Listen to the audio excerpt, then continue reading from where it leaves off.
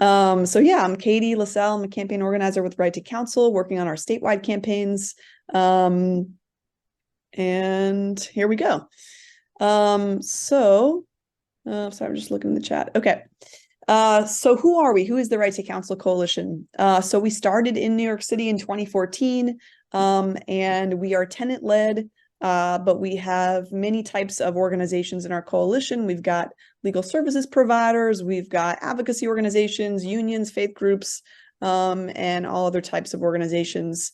In 2014, we started really to address the eviction crisis in New York City, and to try to transform housing courts, which continue to be eviction machines here in the city and across the state. And after a 3-year grassroots campaign, we won the first ever right to counsel for tenants facing eviction in the country. There was actually a documentary made about our campaign, and I like to just show the trailer because I'm just here as staff and one person representing the coalition tonight, but the trailer really gives you a sense of kind of the energy and the people in our movement, and many of the faces that you'll see in this short trailer are folks that are still organizing today with Right to Counsel and leading this nationwide movement.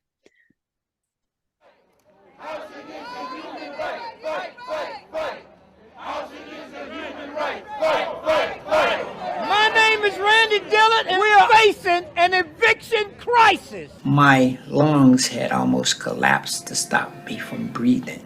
2 days later, the landlord lawyer knocked on my door. The landlord is evicting you. 98% of tenants don't have an attorney. Representation in housing court should be a right. We're here to talk about making New York City the first city in the country to make it a right for tenants to have attorneys in housing court. I first heard about the Right to Counsel Coalition through my work here with Catholic Migration Services. The coalition was growing, the movement was growing, but we definitely needed to do a lot of education and outreach.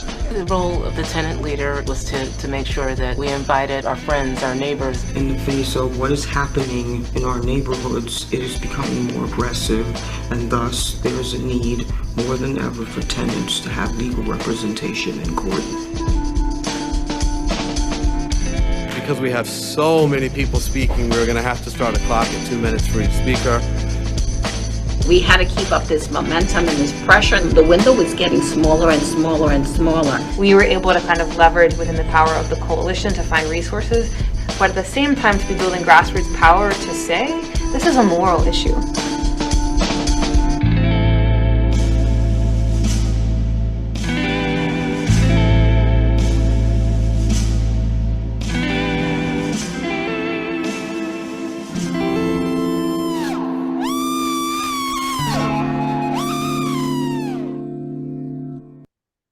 So if y'all are organizing nerds, which I think you are, you're here in this call, like me, this documentary is actually free online, and it gets really into how we won the campaign, and yeah, and then the figures and the people that really led this movement. Oops. Okay. So since we passed Right to Counsel in New York City in 2017, it has sparked a nationwide movement. I think I saw someone in the chat saying San Francisco has Right to Counsel. There's actually 17 cities, 4 states, and 1 county, which is Westchester County, which just passed Right to Counsel this year, that have a Right to Counsel, and many more campaigns across the country for Right to Counsel. So in 2020, we really, through the Cancel Rent campaign, we got involved in statewide work, and we launched a statewide campaign called Housing Courts Must Change. And it has the same goals that we've always had, really to end all evictions across New York State, and in the meantime to transform housing courts. We're now working with over 100 statewide partners, and we've got 3 pieces of legislation that we're fighting for, which are on the right here. And we're just going to talk about one of them tonight, which is our priority legislation, which is statewide Right to Counsel. So this legislation would guarantee the right to a free attorney for all tenants. So that's not income capped, it's universal, all tenants in New York State who are facing eviction. And it would cover all types of cases that someone could face eviction in. So there's formal eviction proceedings, but we know that tenants are harassed out of their apartments. They are illegally locked out. They lose their subsidies and then lose their housing. They lose when landlords appeal the cases, which is often a form of retaliation, intimidation. And so all of those sort of types of cases and venues where a tenant could get evicted, we believe that people deserve the most basic and fundamental right to an attorney in those cases. And so the bill has this very broad coverage. Why are we fighting for this? I think everyone in the room is on board and really knows what's going on, but we are in such a major and long-lasting eviction crisis. It's really a structural crisis in our political economy of how we approach housing. But right now it's really, really acute. There's nearly 175,000 active eviction cases across New York State. I always think this is a conservative number, that over 100,000 New Yorkers are experiencing homelessness. I think it's much higher. And then just in this county alone, there's been 4,706 eviction filings this year. And actually these pictures on the right are from a great action that a lot of you participated in to support Long Island tenants in court earlier this year. Why are we fighting for right to counsel? We know that it's really effective at stopping evictions. Even in places, for example, like Cleveland, where tenants have really much fewer rights than we have in New York State, and especially in New York City, right to counsel has the same statistical positive effects. So we know it works everywhere, kind of no matter the type of tenant, no matter the amount of rights a tenant has. This is a really effective policy. In New York City, after we passed right to counsel, 86% of tenants who've had a right to counsel lawyer have won their cases and have been able to remain in their homes. After we passed right to counsel, evictions across the city dropped by nearly 40%. And landlords actually sued tenants less by 30%. We know that many landlords bring cases that are not grounded in the law, and right to counsel deters them from doing that. And then default evictions dropped by more than 30%, which means that right to counsel is motivating tenants to show up to housing court and fight their cases. And you can see on the right that these statistics are mirrored nationwide. Why does right to counsel matter? So most importantly, it changes the terrain of struggle for tenants. It changes the power relationship between landlords and tenants in and outside of housing court. Landlords rely on tenants not having counsel. Right to counsel also motivates tenants to organize. When people know that they have a right to an attorney, they are less afraid of retaliation. They're more likely to try to collectively assert their rights and organize in their buildings. Right to counsel also matters because eviction is disproportionately affecting and really creating serious, devastating consequences, particularly for Black and Brown New Yorkers and for immigrants and for women. And so right to counsel doesn't just stop evictions, but it helps fight back against the displacement of people of color. And then finally, we know, like I was saying, that many landlords don't bring suits because they have, because the law supports them. They bring them because they have power. They have structural power. And for many landlords, evictions are essential to their business model. So right to counsel disrupts this business model by keeping tenants in their homes and stopping displacement. And then we know that right to counsel across the country has brought cost savings to local city, state, and county governments. On average, right to counsel saves governments about $3 to $6 for every dollar invested. And that's because we are spending so much money after people have been evicted, right? In New York City, we spend like $2.2 billion on shelters. We could be spending that money to keep people in their homes and to tip the scales in courts. So there's sort of two formal ways that the WFP could get involved. You could become an endorser. So that means you would endorse one or more of our bills. You'd be listed publicly on our website. You'd be added to general sign-on letters. And then basically with endorsers, we as staff and some of the leaders in the coalition, we'd send you sort of asks like, we're having this event on Long Island, or, we're lobbying one of these senators on Long Island, and you could participate kind of as your capacity allowed. And then you could also become a campaign member, which would be to endorse the full platform, to send representatives to our campaign meetings, and really participate in decision-making and strategy. And our campaign meetings are the second and fourth Thursday of the month from 1 to 3 p.m. on Zoom. What we are doing this year to win right to counsel, and you are welcome to participate in any of this. We're coalition building, so we're always trying to bring in new organizations, and we really are focused on Long Island and Buffalo right now because this is where we need to build up tenant leadership in our movement. We really don't have enough voices from your region in our coalition right now. We want to know what's happening in the courts on Long Island, what's happening with tenant organizing, just looking at the numbers and the raw data. These two areas are really places where high numbers of people are getting evicted or facing eviction, and could really benefit from a right to counsel. We're expanding our court watch initiative statewide, and I think this is really exciting. And I really hope that we can set one up in both of the county courts on Long Island. Basically, the court watch initiative has a few goals. We're in courts collecting data. So we're doing observation, collecting data, which is not collected currently. Like, we don't know the rate of representation in many courts across the state. In some courts, we don't even know the rate of eviction. We're also base building in the courts, and this is really the primary focus of the court watch. We're agitating tenants. We're talking to them about their rights. We're bringing them into our movement, and we're actually doing court solidarity actions for their upcoming cases, which we are finding is having a material impact on people's cases.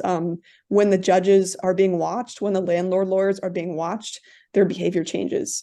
And then we are, uplifting stories from court and publicizing data, so that people know what's going on in these courts.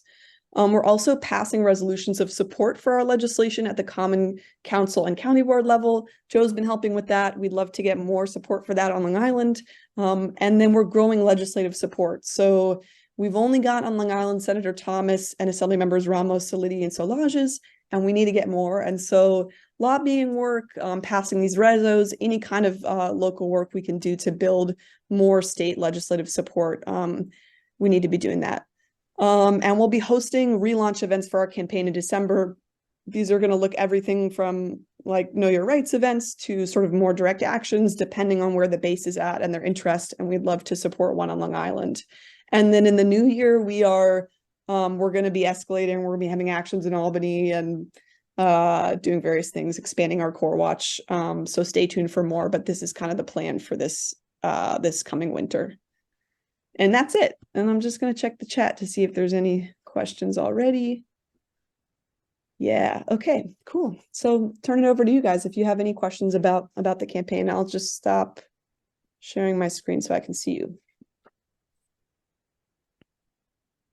All right. Thanks, Katie. If anyone has a question, it'd be great if you put it in the chat, and then we can go from there. So to keep it, straight and orderly.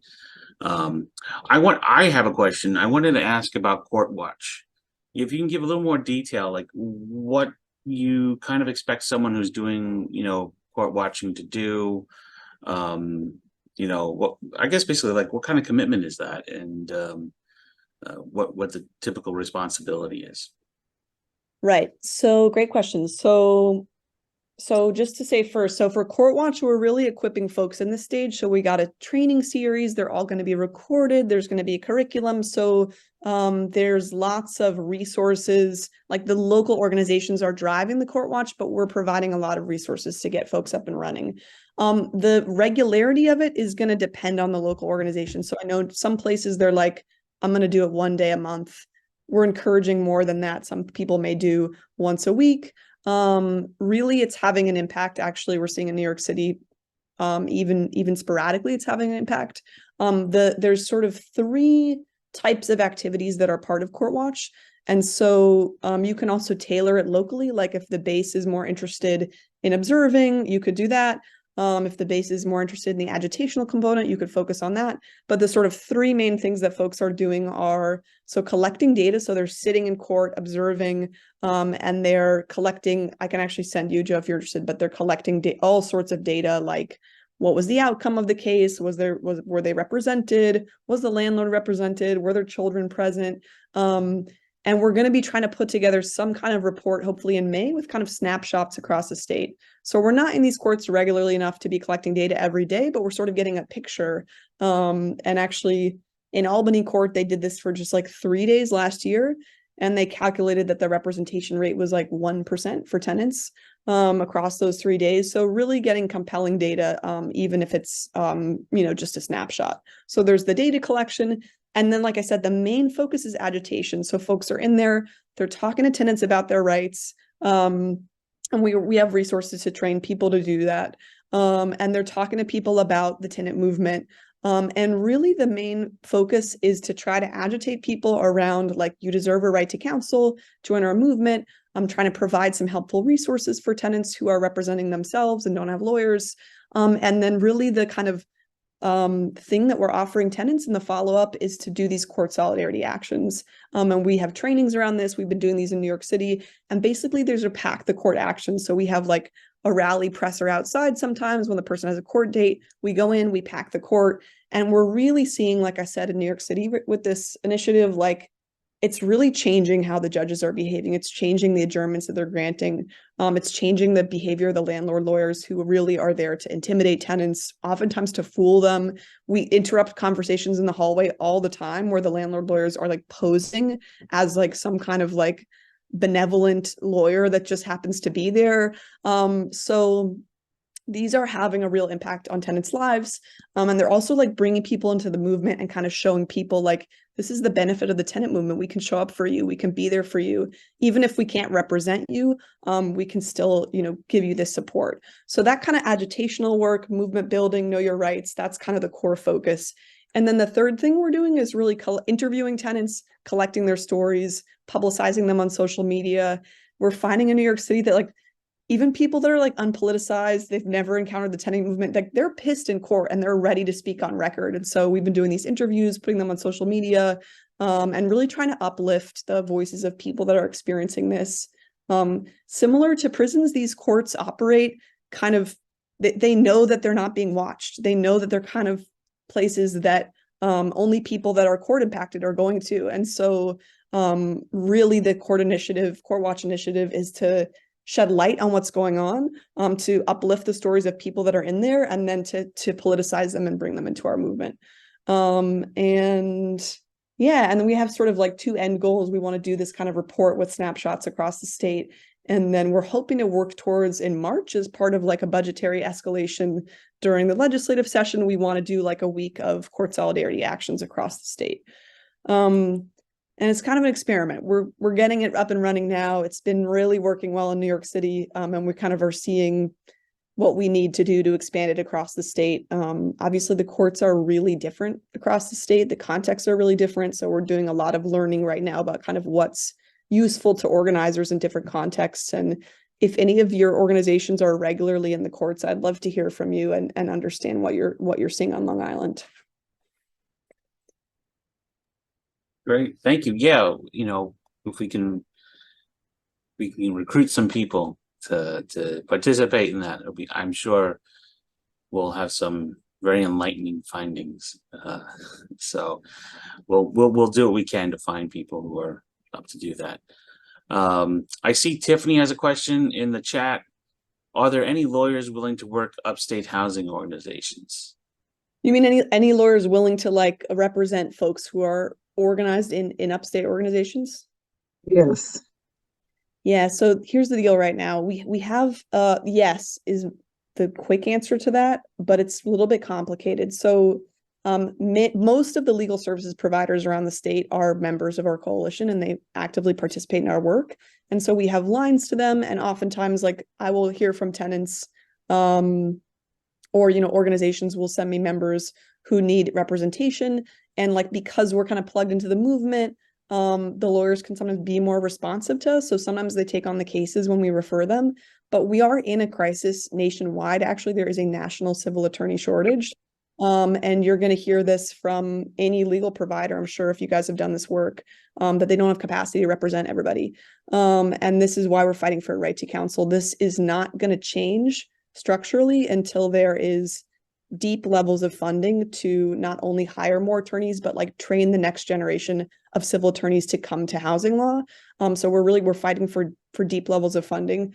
And we're also, I didn't kind of get into all this because it's a little wonky, but it's kind of interesting. In our statewide bill, we have basically the enforcement mechanism of the bill says cases cannot proceed unless the tenant has an attorney. So effectively, our bill slows down the pace of eviction cases and matches it to the existing attorney capacity across the state. Right now, courts are pushing cases through, as they always have been, at a pace that vastly outmatches attorney capacity. And they don't care because tenants don't have a right to counsel in most of the state, so they have no prerogative there's no law requiring them to ensure a right to counsel for tenants. And so that's just to say, like, see, I know this is a complicated answer to a question, but really we do have this problem right now where there's not enough people to represent everybody. But that will always remain a structural problem until we pass this legislation and get the funding that we need. But if you have like a specific tenant that you're working with, or you are a tenant and you need representation, I'm going to put my email in the chat. You can always reach out to me, and I'm happy to connect you with folks at Nassau Suffolk Law or Empire Justice, or I know there's like a pro bono. Thank you. But it's tough right now, and I'm sorry if y'all are looking for representation and hearing that places don't have capacity. It's a crisis, and it's what we're organizing to try to fix. Thank you. Yeah, you bet. Thank you. Thank you, Katie. Yeah. So that question, Tiffany. Okay. I'm sorry? I said thanks for the question. Appreciate it. Yeah. And I don't see any other questions. I think you had a very thorough presentation, so we covered a lot. But we'll definitely keep in touch. Like I said, Katie and I have been working together in the Long Island region. I will mention we've had some discussions with the Long Beach City Council. Some of the candidates that we've endorsed, they are interested in seeing about getting a resolution in the city council there. We know how Nassau County ledge is, but there might be something in the future. We've done some outreach also with like Jason Richburg out in Suffolk County. And I've touched base with him again, hoping that we can get some sort of resolution or letter of support for this. Because that's how we're going to pass it. We've got to get our local politicians also asking, as well as organizations demanding, because I think that's an excuse we hear on Long Island a lot.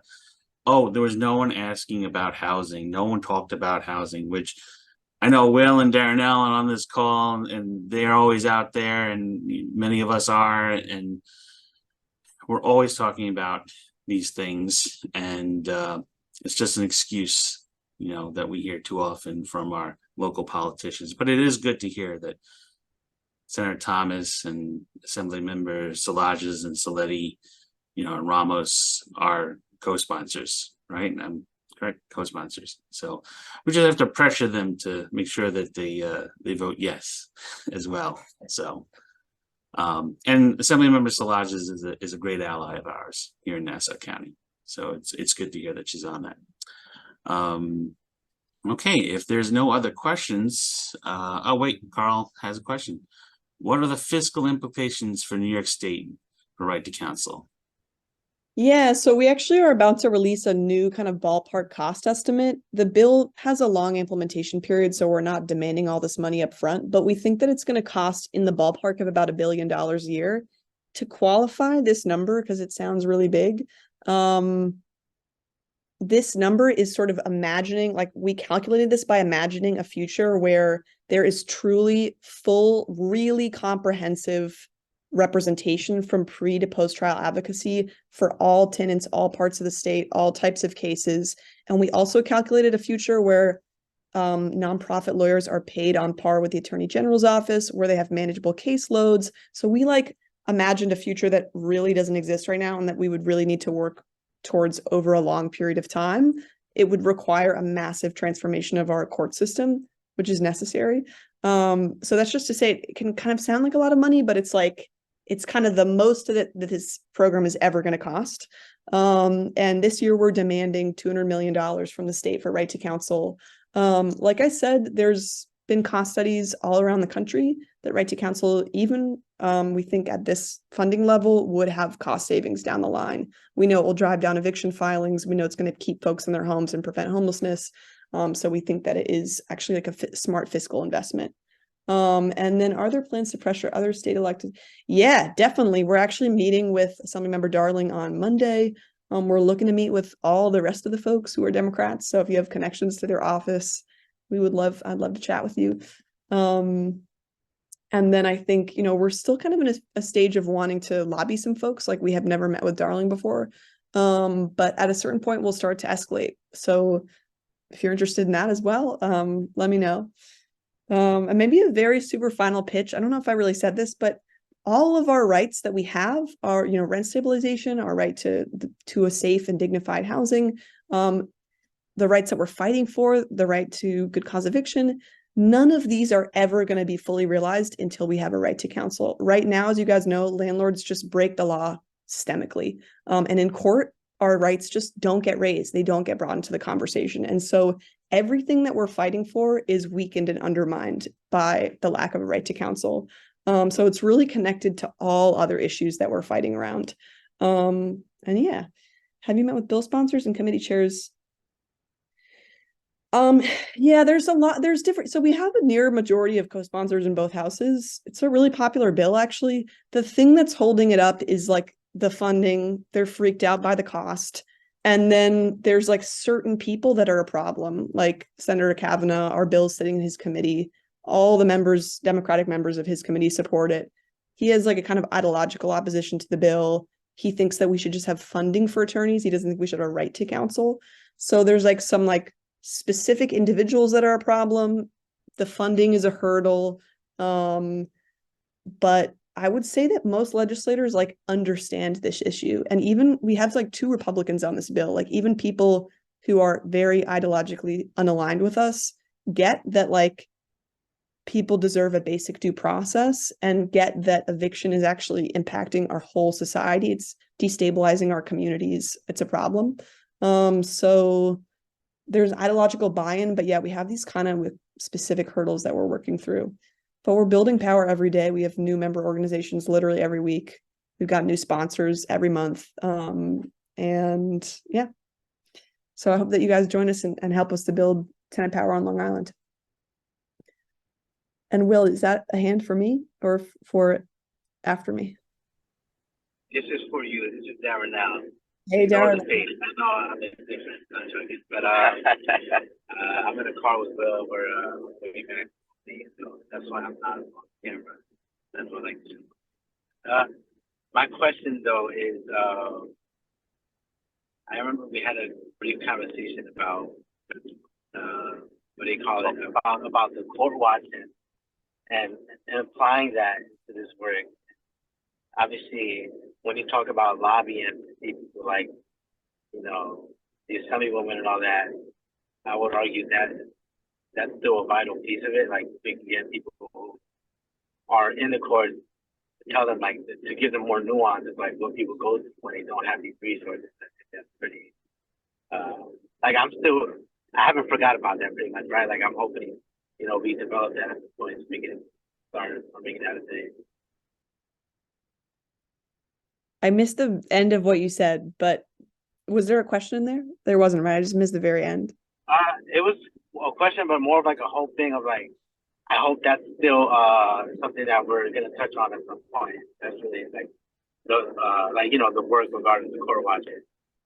Yeah, definitely. And I mean, to me, like y'all in NYCC have already been doing like a lot of stuff that's very aligned with the court watch, like these actions that you did for tenants outside the court packing. It's like, you're already doing it actually. So we'd love to sort of support you in that work however we can. And let's connect. Yeah. Thank you. Thank you guys. Safe driving. Any other questions? Appreciate all the time you guys have given me.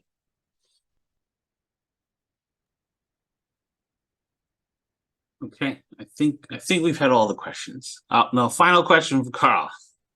Okay.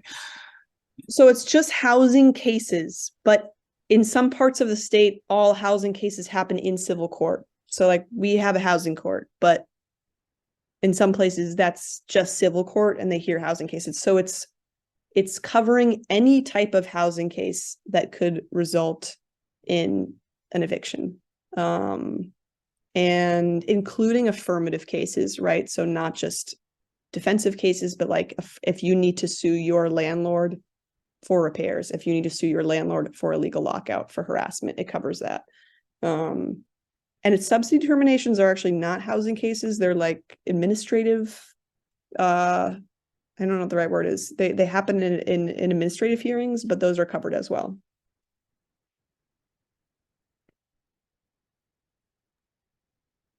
Okay. To move us along, we're gonna thank Katie for all your work. I know you work hard on this, so I appreciate you taking the time to speak with us and the members tonight. And looking forward to continuing to work with you and moving Long Island forward on this.